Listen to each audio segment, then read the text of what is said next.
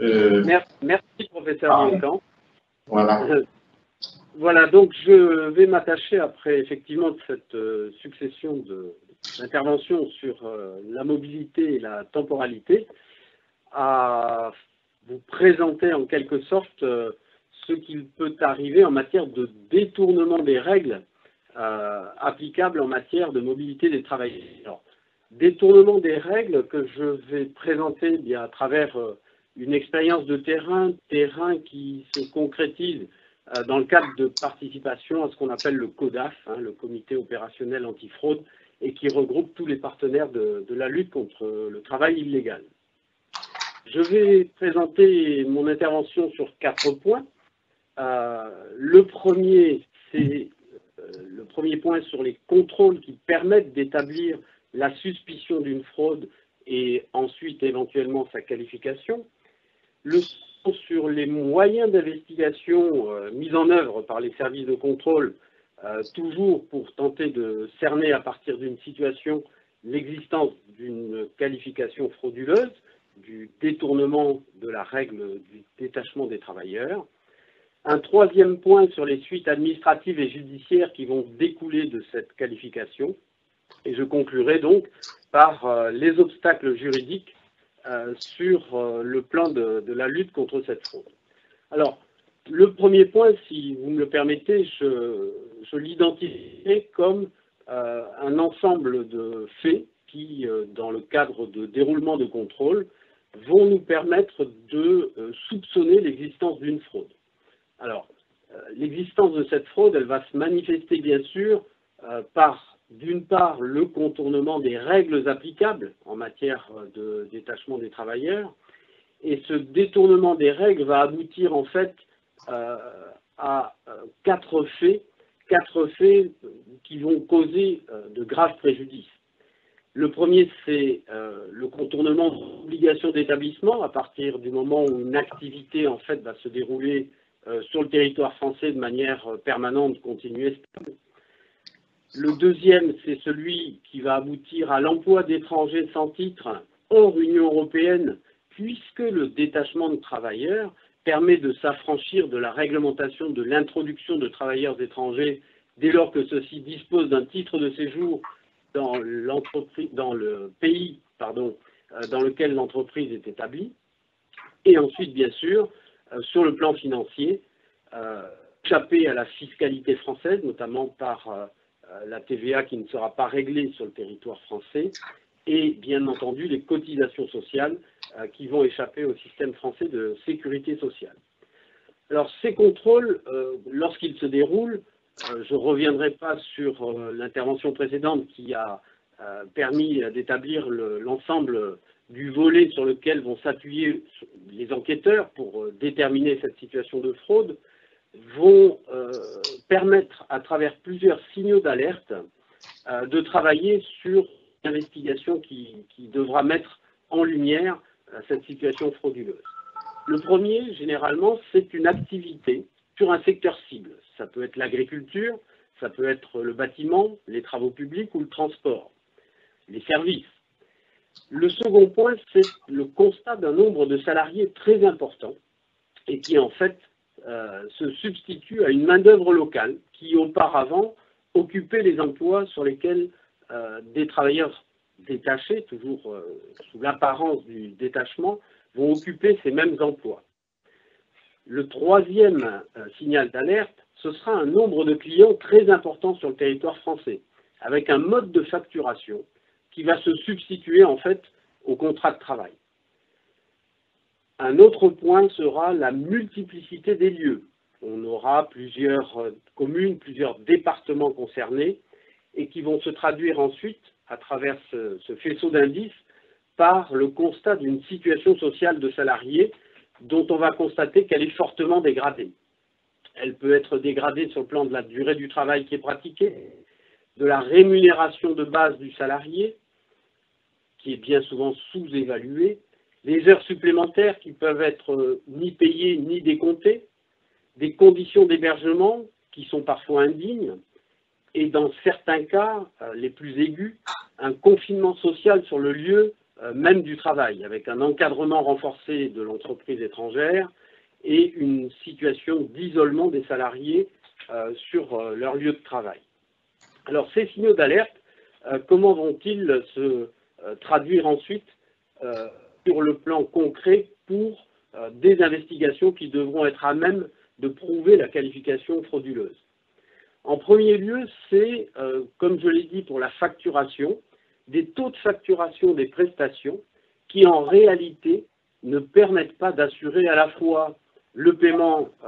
de la rémunération brute,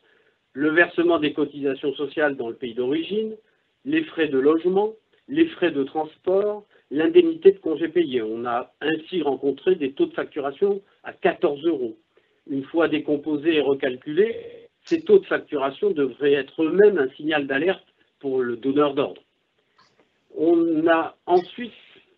au regard du nombre de clients pour lesquels ces prestations sont facturées, un signal d'alerte qui est leur nombre très important et leur ventilation sur le territoire. Dans une enquête en cours, on a ainsi recensé jusqu'à 4500 salariés présents sur le territoire français, qui se répartissent sur 535 clients sur le territoire, dans 16 départements de France. Une entreprise étrangère qui, sous le couvert du détachement, réalise 57 millions d'euros de chiffre d'affaires annuel. Les contrats de mise à disposition, eux, portent sur des durées qui sont largement supérieures aux durées du travail saisonnier et vont jusqu'à 9 mois, 10 mois de l'année et année après année cumulées pour ces mêmes salariés. La caractéristique ensuite de la fraude à travers les moyens d'investigation, ce sera mon second point. Les moyens classiques, bien sûr, sont insuffisants pour apporter une démonstration véritable du mode opératoire qui est employé par ces entreprises qui vont utiliser le cadre du détachement de manière détournée, alors qu'en réalité, elles vont se livrer à une activité économique permanente sur le territoire français.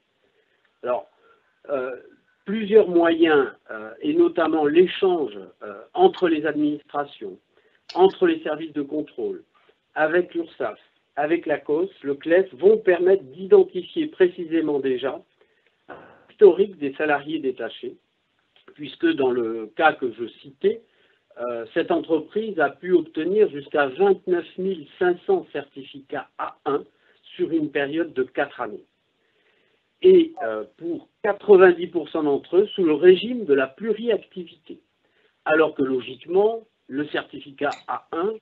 pour ceux qui en connaissent l'imprimé,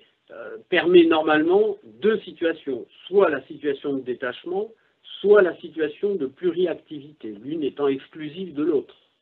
Puisque par nature, lorsque l'entreprise va effectuer les déclarations de détachement sur le site du ministère du Travail, de télédéclaration,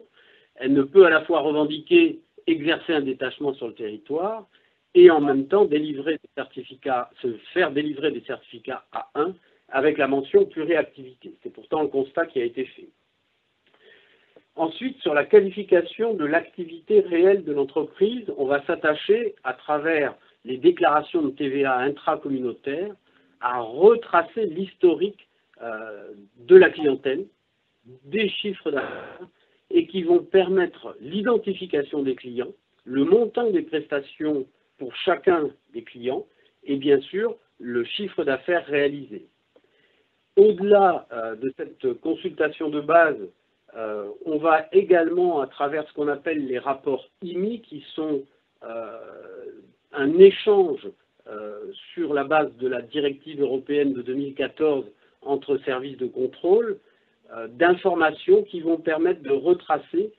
l'activité réelle de l'entreprise dans son pays d'origine, si elle en a une,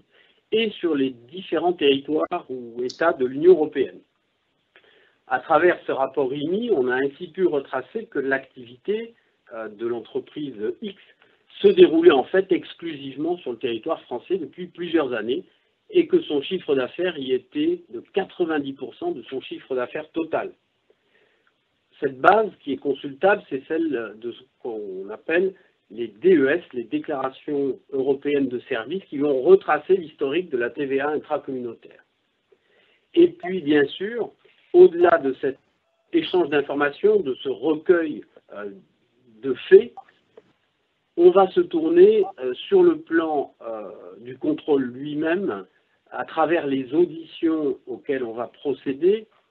en lien avec d'autres services de contrôle, ça a été cité bien sûr, comme l'OCLTI, comme les services de contrôle de gendarmerie ou de la police aux frontières et de l'URSSAF ou de la MSA, pour, à travers l'interrogation des salariés, connaître à travers les auditions auxquelles on va procéder, en lien avec d'autres services de contrôle, ça a été sur le plan des moyens. J'en viens à ensuite mon point 3, c'est-à-dire une fois les éléments réunis pour arriver à la démonstration d'une situation frauduleuse, on va suivre un cheminement qui est à la fois judiciaire et administratif. Le premier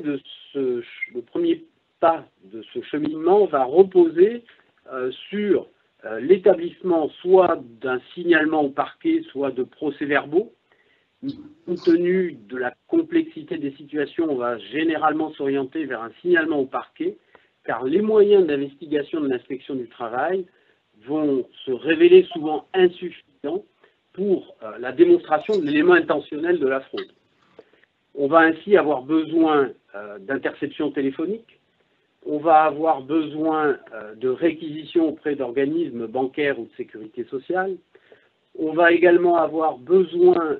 d'informations sur la circulation des encadrants et l'ensemble de ces moyens mis en œuvre, le signalement va pouvoir ensuite recevoir une qualification judiciaire et permettre au parquet d'envisager des poursuites judiciaires. C'est là que cette démarche judiciaire va ensuite se doubler d'une démarche administrative, puisqu'en réalité, comme on l'a vu dans la spécificité du règlement européen, et notamment des règlements de sécurité sociale, lorsque les salariés qui se retrouvent en qualité